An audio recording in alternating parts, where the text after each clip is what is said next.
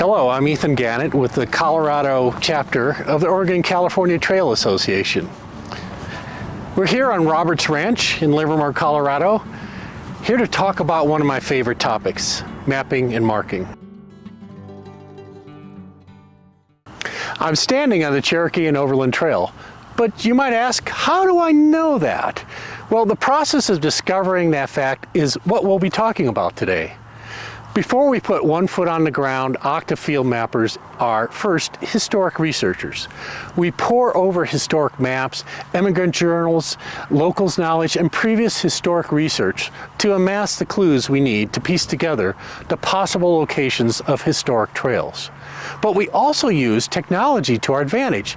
Satellite imagery, aerial photography, LiDAR, and geographic database systems. We use these to put eyes on subtle elevation changes in topography that reveal the clues of trail ruts, swells, and depressions that indicate a trail was once here. Putting this all together, I know I'm standing on a depression or swell of the Cherokee and Overland Trail. See the dip of the ridge behind me? That's the trail. That's caused by many years of heavy wagons crossing this section of land. However, there's one more secret in our arsenal of tools that you'd be surprised we use.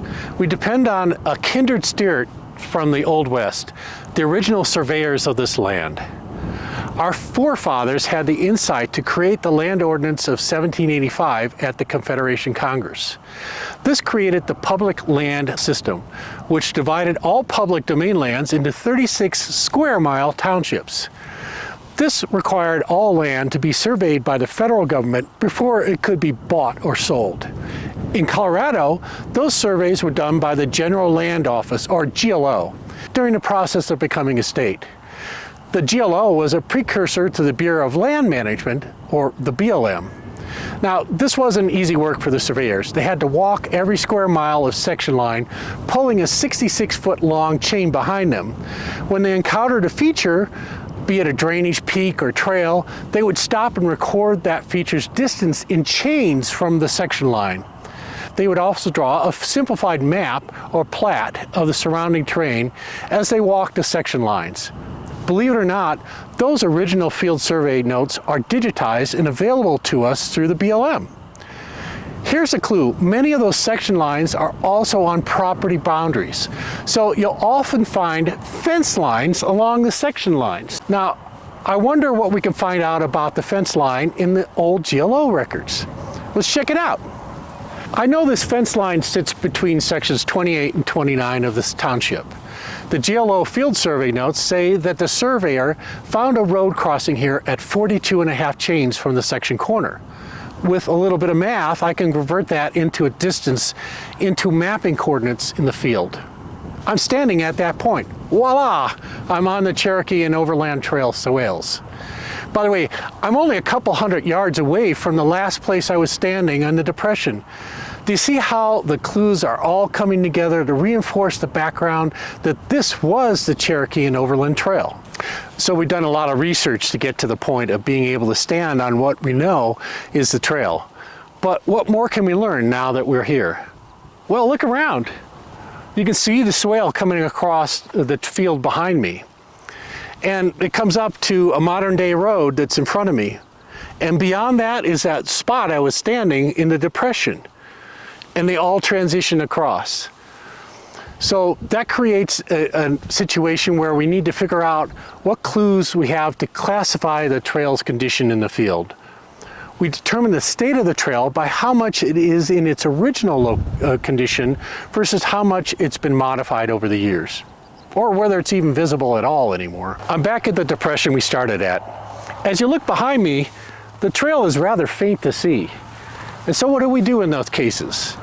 Well, we take several different tools we use.